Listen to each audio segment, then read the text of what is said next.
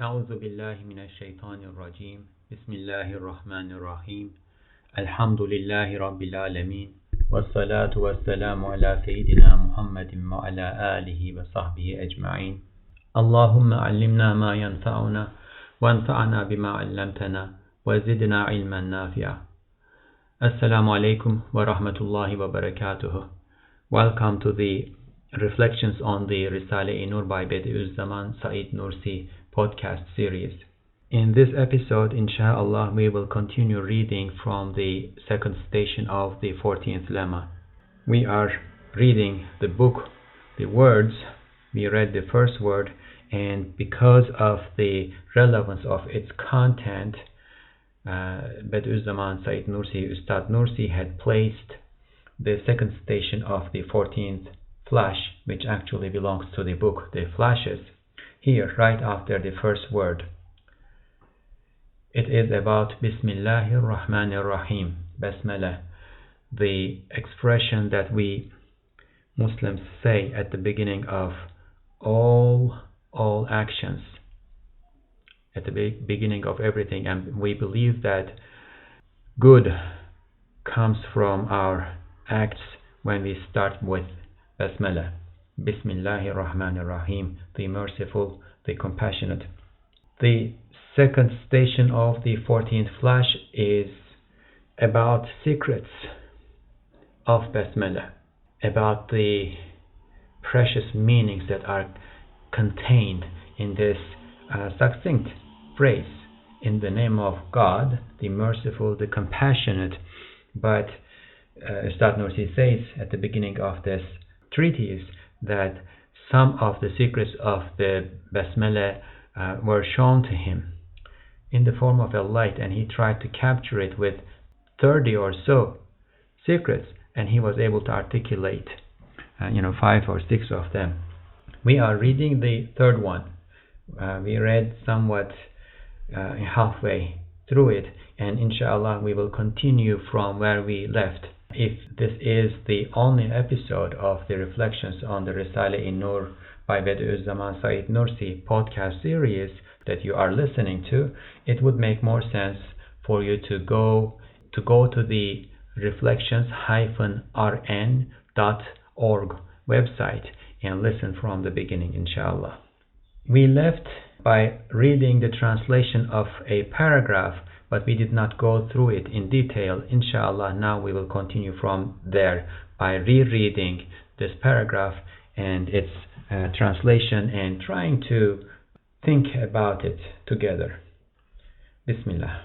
Evet, şems ve kameri, anasır ve maadini, nebatat ve hayvanatı, bir nakş-ı azamın atkı ipleri gibi o bin bir isimlerin şualarıyla tanzim eden ve hayatı hadim eden ve nebati ve hayvani olan umum validelerin gayet şirin ve fedakârane şefkatleriyle şefkatini gösteren ve zevil hayatı insaniyeye musahhar eden ve ondan rububiyeti ilahiyenin gayet güzel ve şirin bir nakş-ı azamını ve insanın ehemmiyetini gösteren ve en parlak rahmetini izhar eden o Rahman-ı Zülcemal, elbette kendi istigna-i mutlakına karşı rahmetini ihtiyacı mutlak içindeki zihayata ve insana makbul bir şefaatçi yapmış. Okay, let's begin reading the translation.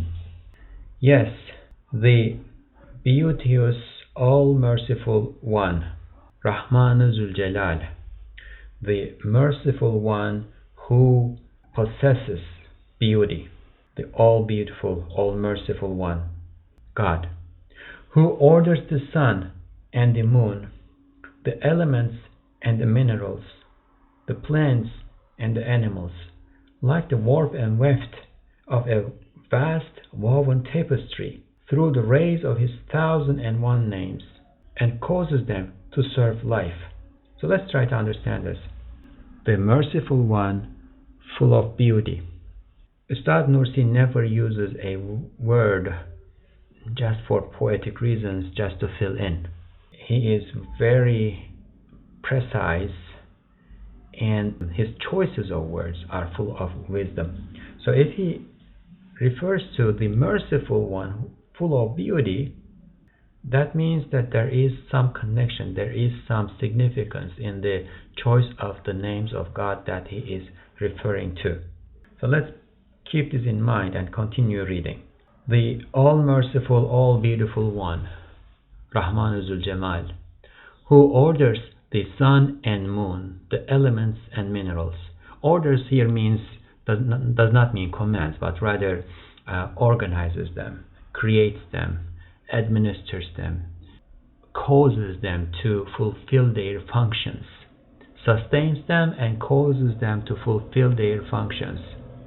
Who orders the sun and moon, the elements and minerals, the plants and animals, i.e. everything, from the most visible objects of the firmament, the heavens, to the tiniest elements and minerals that are the raw material in the making of all else. And then plants and animals, there's a reference to animate beings. Everything, living, non-living, big, small, particular, general, all included. He is the one who creates them, sustains them, causes them to fulfill their functions. Like what? Like the warp and weft of a vast woven tapestry, through the rays of his 1001 names. God has innumerable. The names of God are innumerable, infinite. He has infinite number of names. But we can know some of them. Some of them he taught us in the Qur'an.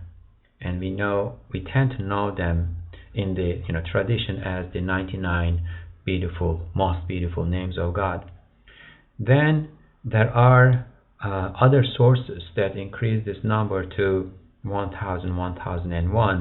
Jawshan, the famous dua that is narrated to have been brought to the Prophet ﷺ by Jibril during the Battle of Uhud, contains 1001 names of God. So again, this is not just poetic, it has a foundation. So warp and weft of a vast woven tapestry through the rays of his 1001 names. So we need to understand that this is at the foundation of this is one of the things at the foundation of Ustad Nursi's observation of the universe, and in general in the tradition of Islam. We believe that the objects that we see around ourselves, all happenings of life manifest God's beautiful names. There is nothing in existence that is not a creation of God, of course, other than God. He is the necessarily existent one, and everything else depends on him for their existence. And because everything else are created by him, they reveal, they manifest, they show his attributes. If you think of a beautifully crafted desk, for instance, you look at the desk and it's flat on top, and let's assume that this was handmade, it was not made by a machine, right? It's perfectly smooth and flat on top.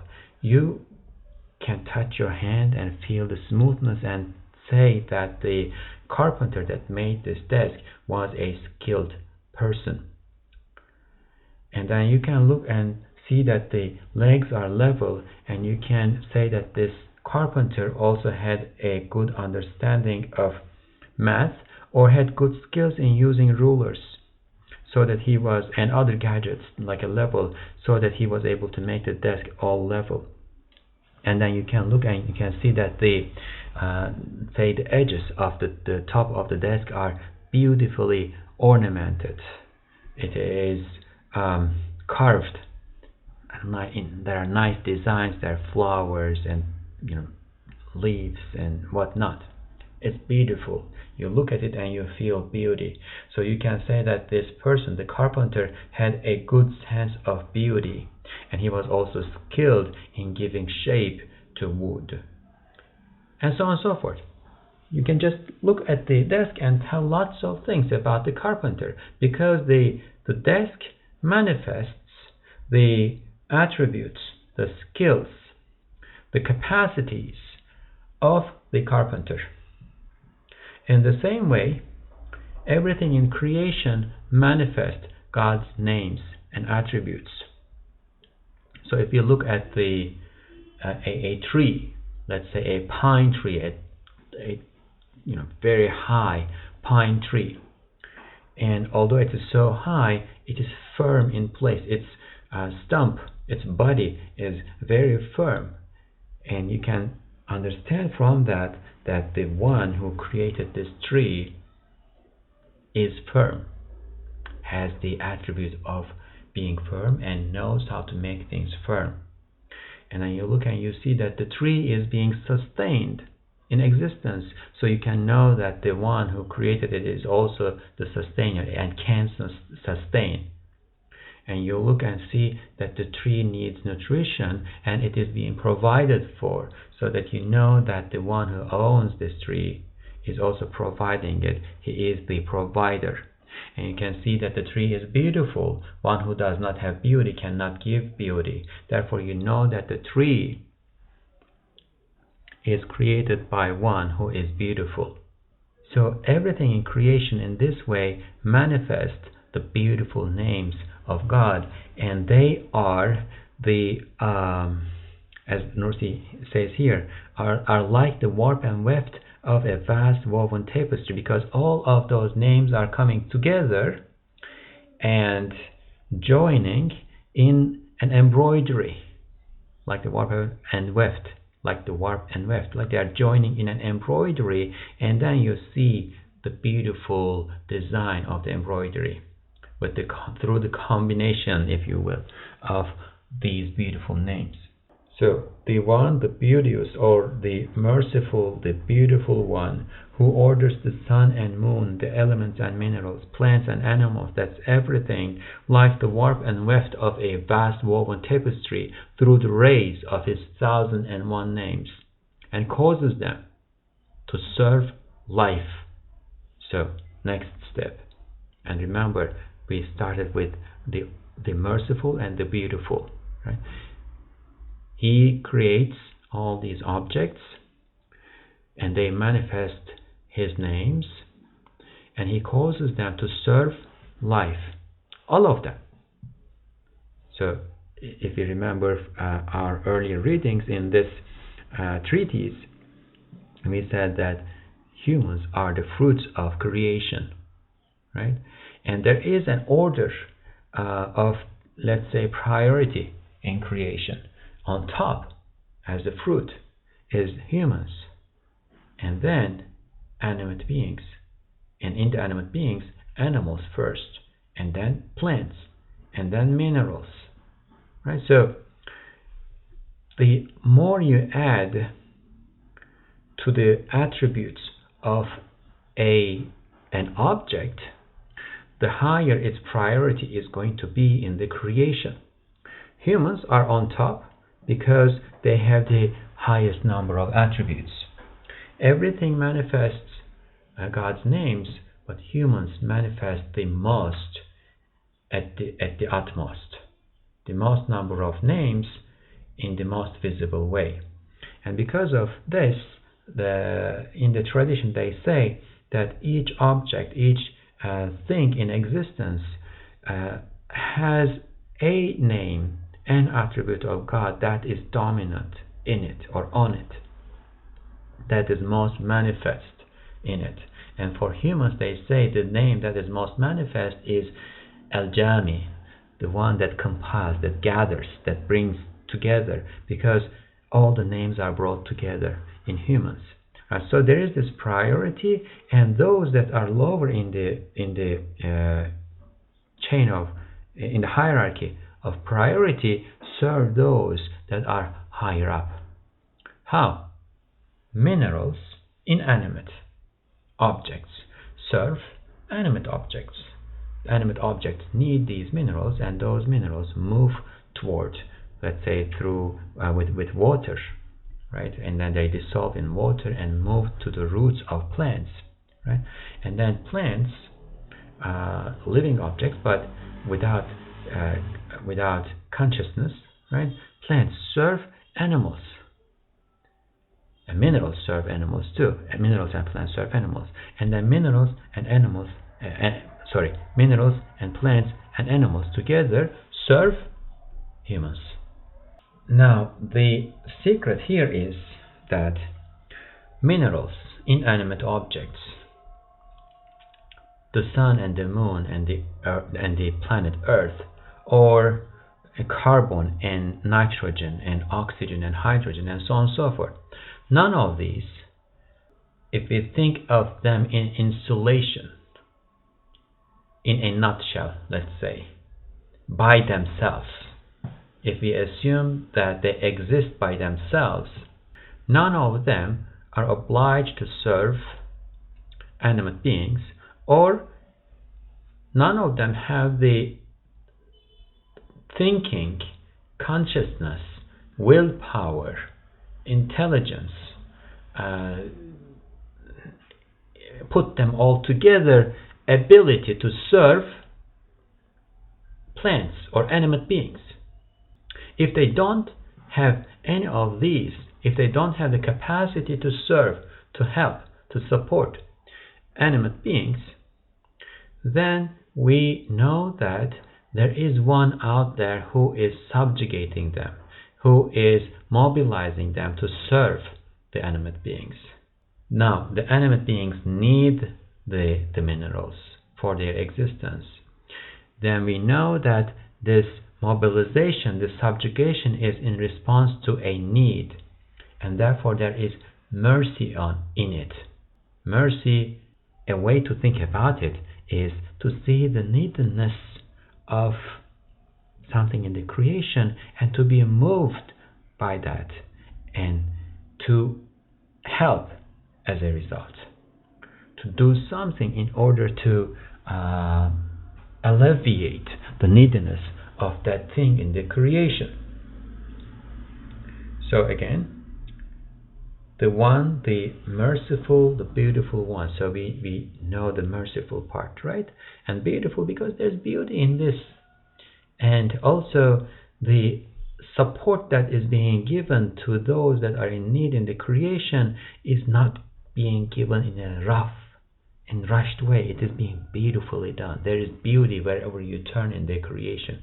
So the all-merciful one who is the possessor of beauty, who orders the sun and moon, the elements and minerals, plants and animals, like the warp and weft of a vast woven tapestry, through the rays of his 1001 names, and causes them to serve life, and demonstrates his compassion through the exceedingly sweet and self-sacrificing compassion of all mothers. He puts these signs in the creation that direct us, that guide us to him. If we see compassion in the mothers, as the Prophet ﷺ said in one hadith, in one tradition, that is only a part, a small part of his compassion that he blessed the creation with. And when you see that compassion in the creation, you can understand that he is compassionate too. The only caveat that we need to have here, the only caution that we need to have here is that what we see in the creation mirrors him. The compassion we see in the creation, among mothers, mirrors his compassion, but we don't try to measure his compassion with that. We cannot. His attributes are absolute, infinite, absolute. Causes them to serve life and demonstrates his compassion through the exceedingly sweet and self-sacrificing compassion of all mothers, plant and animal, and subjugates animate creatures to human life, subjugates minerals to animate beings and animate creatures to human life.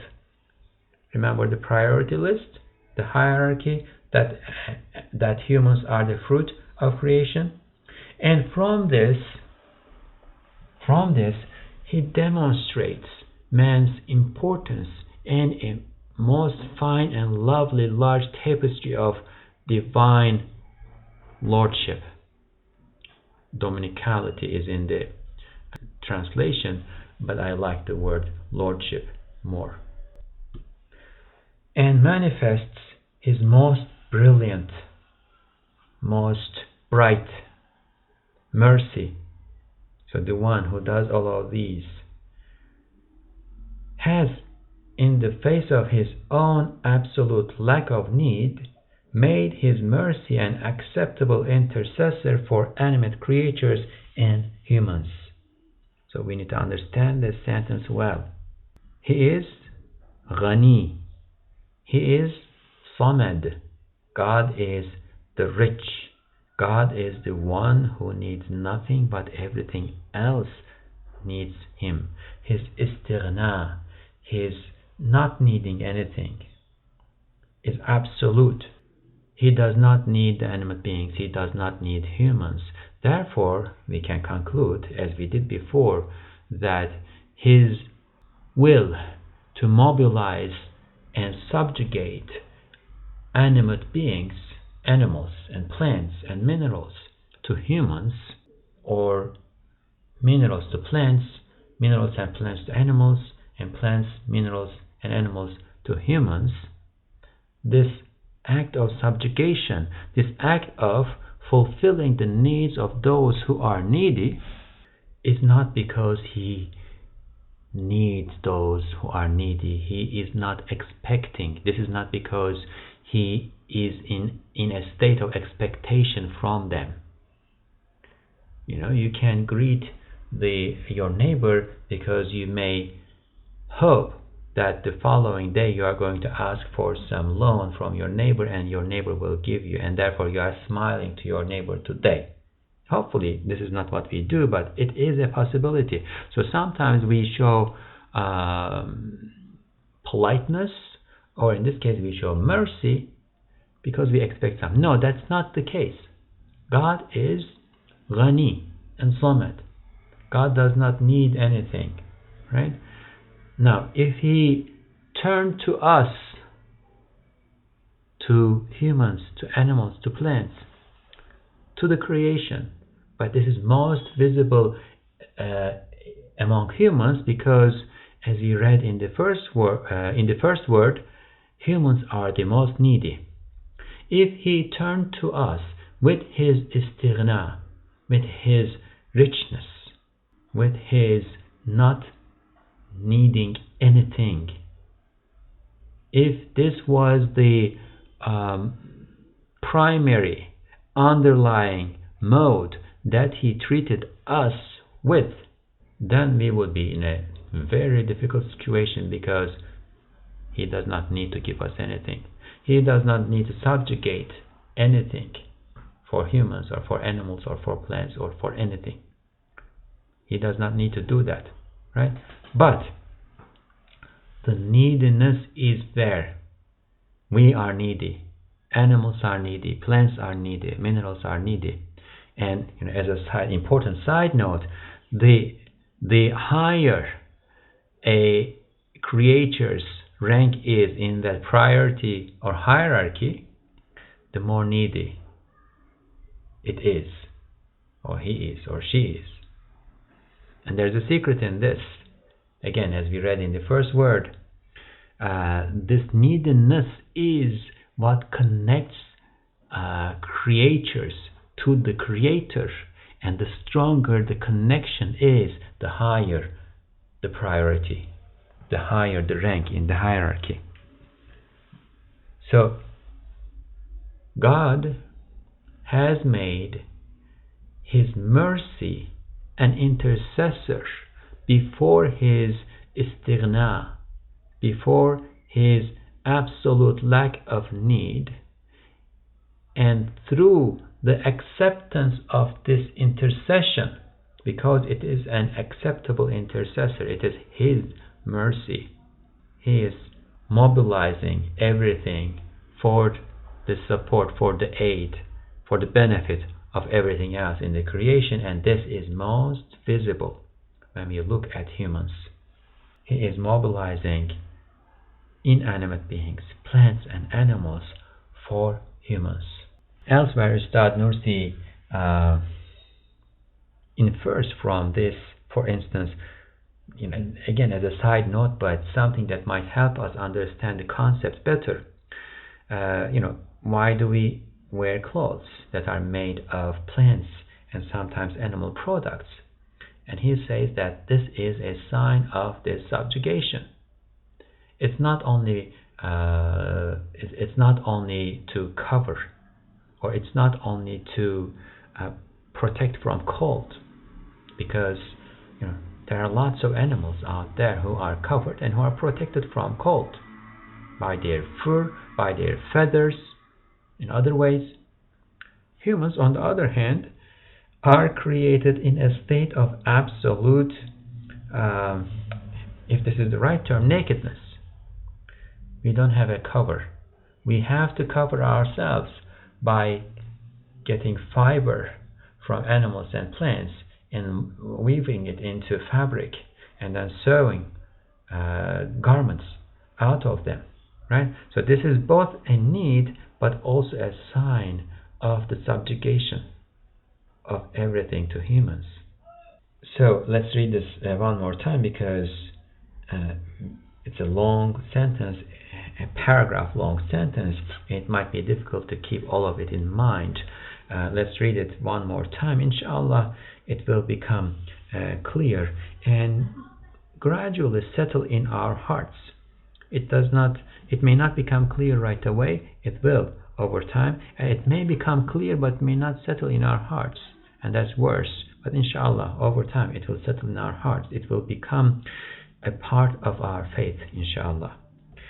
The all-merciful possessor of beauty, who orders the sun and moon, the elements and minerals, plants and animals, like the warp and weft of a vast woven tapestry, through the rays of his 1,001 names, and who causes them to serve life, and demonstrates his compassion through the exceedingly sweet and self-sacrificing compassion of all mothers, plant and animal, and subjugates animate creatures to human life, and from this demonstrates man's importance and a most fine and lovely large tapestry of divine lordship, and manifests his most brilliant mercy, has, in the face of his own absolute lack of need, made his mercy an acceptable intercessor for animate creatures and man.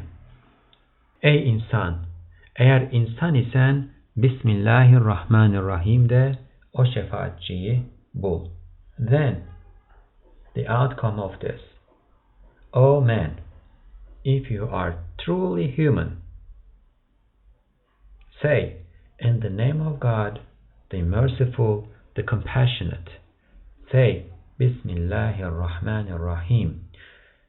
In the name of God, the merciful, the mercy giver. Find that intercessor. Find that intercessor. If you are a true human being, say Bismillahirrahmanirrahim and find that intercessor. So each time we say Bismillahirrahmanirrahim, this is again the secret here, right? Each time we say Bismillahirrahmanirrahim, we are connecting to that intercessor.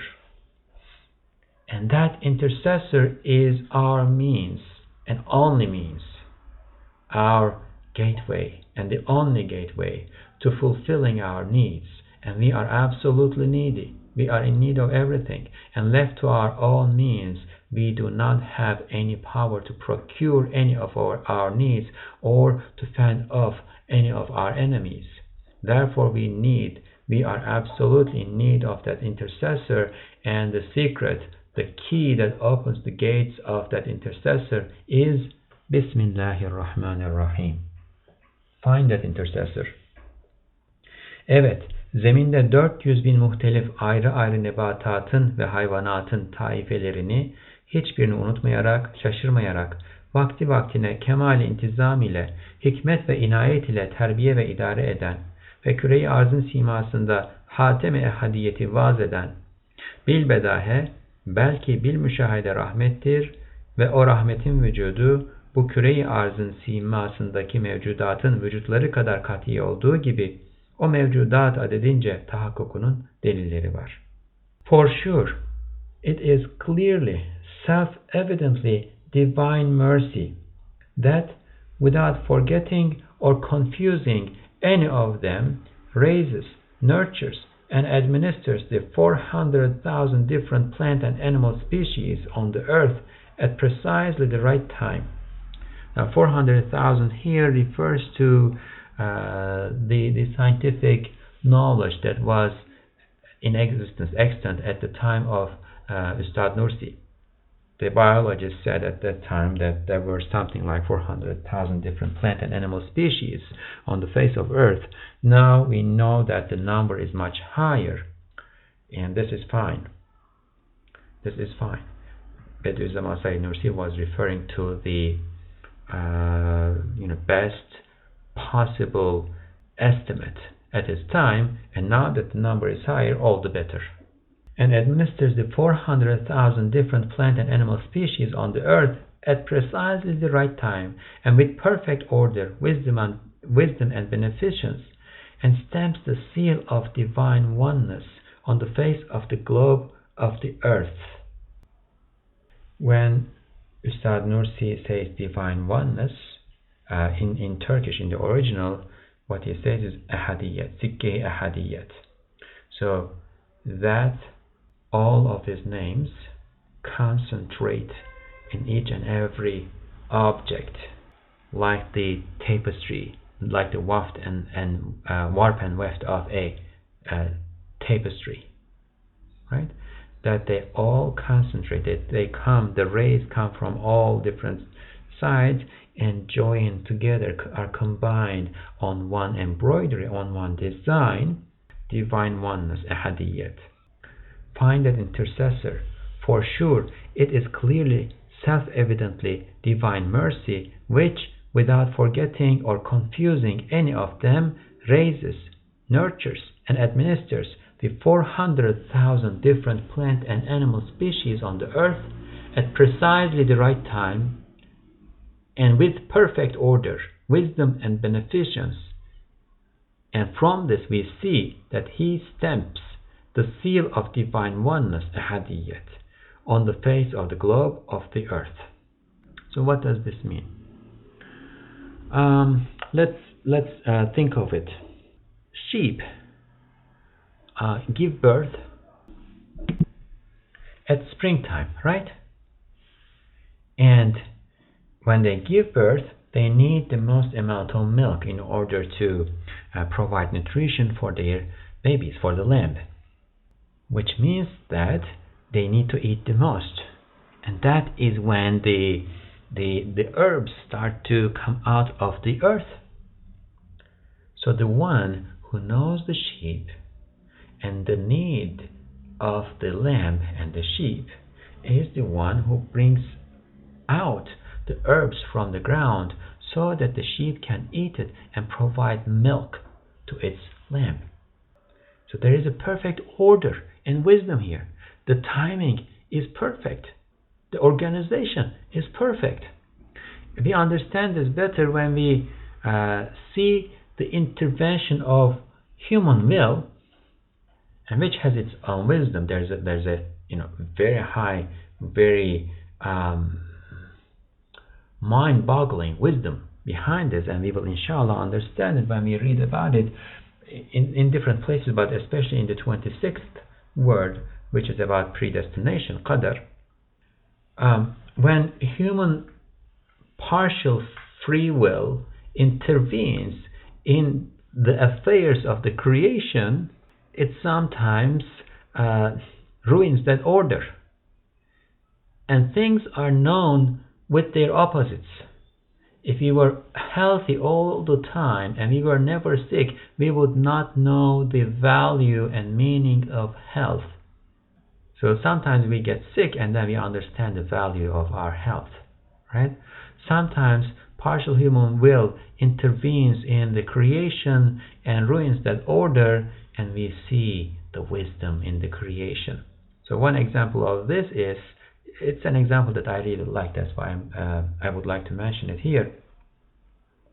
Apparently there was this bird species that would migrate, and each year at the time that they were migrating on the specific path, when they came to a particular location, there was a particular type of fly or some insect, I can't remember details now, that would come out of their eggs. So the birds come, the insects come, the birds have been flying a long time, they are at the verge of their exertion. They have exerted their utmost and now they need to rest and get nutrition. The insects are coming out of their eggs and they are ready to be eaten. The birds eat them. Now they are, they have rested and they have the nutrition that they needed. They can move on, continue on their path. However, the global warming causes changes in the timing of climate events, and where the birds are, initially the weather starts to warm up earlier than usual. They get the sign of move to the north earlier on, and they start moving to the north, and they come to this location where in the past years they have always found this particular insect coming out of its eggs, but the insects are not there. The weather has not warmed up yet. They don't have food, sufficient food to eat, and they die. They die in large numbers. So from this we see that there was bright, brilliant mercy in effect. It was providing the birds with the food that they needed at the time, at the specific time that they would be in that location. But human free will intervened. We have all these unusual climate events, and the birds arrive at this location and there are no bugs for them to eat, right? So what the scientists now call this ecology, right? Ecology is a brilliant sign of God's mercy. If you know ecology, it should be very hard not to believe in God and in His mercy. It should be very difficult not to believe in a merciful God. So everything in the creation, the way they are provided for, the way that the needs of everything in the creation are fulfilled, and especially the human beings, especially the needs of human beings are fulfilled, shows with certainty that there is mercy in action. There is mercy coming from one source. There is divine mercy in action. And just as the existence of divine mercy is as certain as the existence of the beings on the face of the earth, so too do the beings form as many evidences to its reality, to the reality of divine mercy, as their own number. So everything altogether provides evidence for divine mercy, and everything one by one, each and everything, is also an evidence for the existence of divine mercy. If we go back to our earlier discussion of the terms Wahid and Ahad, right? There is evidence in the creation to divine mercy from the point of view of the way we understood the name Al-Wahid, and there is evidence to divine mercy from the point of view of the way we understood the name Al-Ahad. Evet, zeminin yüzünde öyle bir hatemi rahmet ve sikke-i ehadiyet bulunduğu gibi İnsanın mahiyeti maneviyesinin simasında dahi öyle bir sikke-i rahmet vardır ki küre-i arz simasındaki sikke-i merhamet ve kainat simasındaki sikke-i uzma-i rahmetten daha aşağı değil. Yes, like the way there is such a seal of mercy and stamp of divine oneness, hadiyat, on the face of the earth, so also on the face of man's nature is a stamp of divine mercy, which is not inferior to the stamp of compassion, mercy, and vast stamp of mercy on the face of the universe. So there is a stamp of divine mercy on the face of the earth. There's a stamp of mercy on the face of the creation altogether in the cosmos. And there's a stamp of mercy on the face of the nature of humanity. And that's not inferior to the others. That it's not inferior to the others means that it is equal or higher than others. And from this we also we can also relate to the idea that man is the most honorable of the creation. It's the fruit of creation. What you see, the properties that you see on a tree, you can see them on the fruit, and on the fruit, on the seed in the fruit. But you need to know how to see it. Today, science has allowed us to see as much of that as possible, or maybe not as much as possible. Maybe there's more to it, but a lot of it. We can do DNA analysis, and we know that the DNA has the coding of what is to come in the tree. So you can take a seed, and if you know how to read the DNA, you can know what the tree is going to look like and how it's going to function and what it's going to need and so on and so forth, if you need it, if you know it, right? So if you know how to read the heart of a human being, if you know how to read the cumulative nature, character of humans, then you can read there a sign and the evidence and sign of mercy that mirrors the signs that you can see in the creation altogether and or the face of the earth. Adeta binbir ismin cilvesinin bir noktayı mihrakiyesi hükmünde bir camiyeti var. It is as if man possesses a comprehensiveness like being a point of focus of 1,001 divine names. And here's something got lost in translation. Adeta in modern Turkish is usually translated as or understood as if, but this is more than as if. It is so. So man possesses a comprehensiveness like being a point of focus of 1,001 divine names. The comprehensiveness that we observe in human beings and in the human nature is the result of it being a focus of God's divine names. Ey insan! Hiç mümkün müdür ki sana bu simayı veren, o simada böyle bir sikke-i rahmeti ve bir hatem-i ehadiyeti vaz eden zat seni başıboş bıraksın, sana ehemmiyet vermesin, senin harekatına dikkat etmesin, sana müteveccih olan bütün kainatı abes yapsın. Hilkat şeceresini meyvesi çürük, bozuk, ehemmiyetsiz bir ağaç yapsın. Hem hiçbir cihetle şüphe kabul etmeyen ve hiçbir veçle noksaniyeti olmayan, güneş gibi zahir olan rahmetini ve ziya gibi görünen hikmetini inkar ettirsin. Haşa.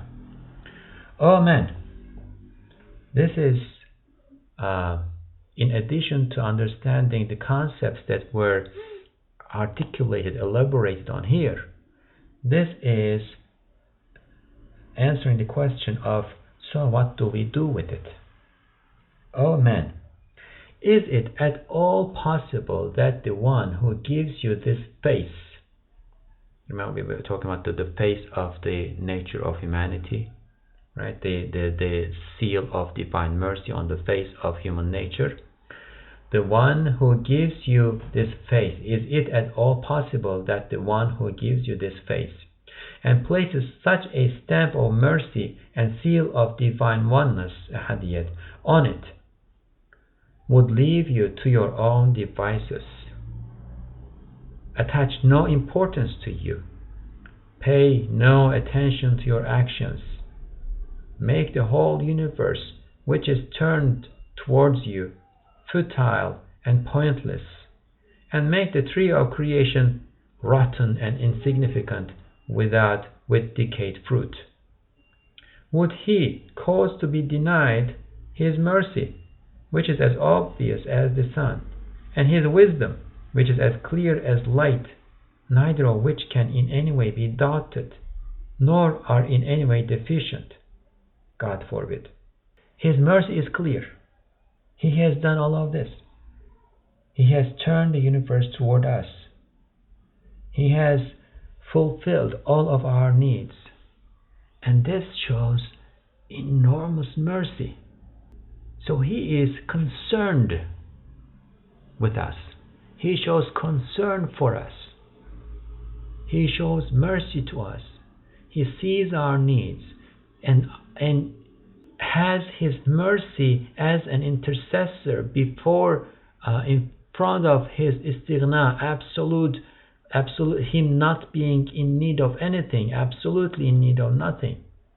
Has his mercy as an intercessor before his istighna and comes to our help, mobilizes the entire creation for us. So there is so much that goes into the provision and sustaining and care of human beings. Is it at all possible that he cares so much for us, but then he does not care for us? He does not care about us? He is not concerned about what we do? He is going to leave us alone and not provide guidance and not follow up on that? Is it at all possible? No, it is not possible. That would mean to plant a tree, to prepare the ground, the earth for it, to plant the seed, to water it, to weed around it, to care for it for a long time, prune it, make sure that it does not get frost, make sure that it does not dry out of the heat of the sun, make sure that it gets enough sunlight, make sure that everything that a human being can possibly do for a tree are done. And then when the time for the tree to give its fruits comes, this person who has cared for so long for this tree does not even turn around and look at the fruits, just leaves them there to rot? No, that's not possible. It's not possible for God to create all of this for nothing, futile and pointless. That is not possible.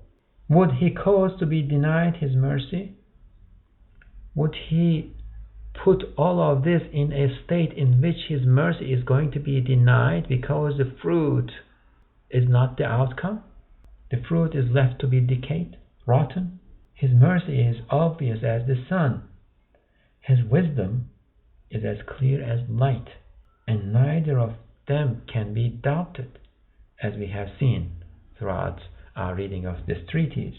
Nor are they in any way deficient. They are not deficient either. Therefore, he will not have his mercy be denied.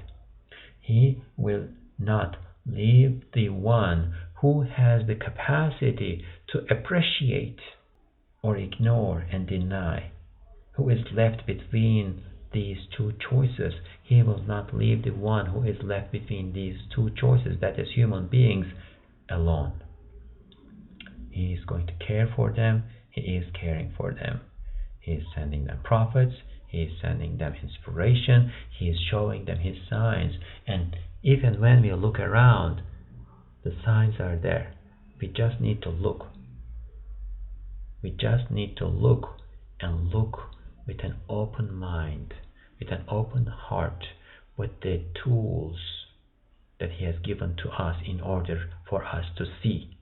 Ey insan, bil ki o rahmetin arşına yetişmek için bir miraç var. O miraç Bismillahirrahmanirrahim'dir. O man, know that there is a way to ascend to the throne of that mercy, that divine mercy. So the Prophet ﷺ, in his mi'raj, in his ascension, ascended to the throne of God. Right? There's an analogy here. Oh man, you should know or know that there is a way to ascend to the throne of that mercy. And that is in the name of God, the Merciful, the Mercy Giver. Bismillahirrahmanirrahim. Ve bu miraç ne kadar ehemmiyetli olduğunu anlamak istersen, Kur'an-ı Mucizül Beyan'ın 114 surelerinin başlarına ve hem bütün mübarek kitapların iptidalarına ve umum mübarek işlerin mebdelerine bak. And if you want to understand how important this way of ascent is, Bismillahirrahmanirrahim is a way of ascension. If you want to understand how important this way of ascension is, look at the beginning of the 114 chapters of the Qur'an.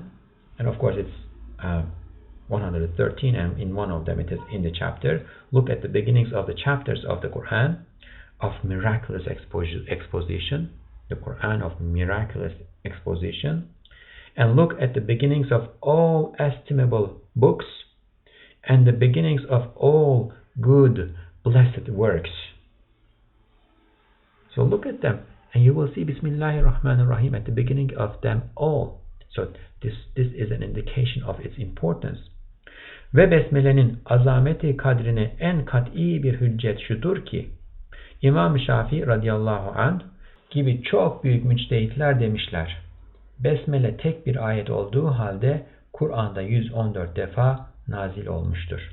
And a clear proof of the God-determined grandeur of in the name of God, Bismillah or Besmele, is that the very foremost Islamic scholars of Islam, like Imam Shafi, may God be pleased with him, have said, although in the name of God, the Merciful, the Mercy Giver, Bismillahirrahmanirrahim, is one verse, it was revealed 114 times in the Quran. And of course, this is a matter of difference of opinion among legal schools. The Shafi'i opinion, the opinion of the Shafi'i school, Imam Shafi'i's opinion, is that Bismillahirrahmanirrahim is one verse, but it is revealed 114 times. And then other schools will have different opinions about this. But what Bediuzzaman Said Nursi, Ustad Nursi is saying here is that a foremost,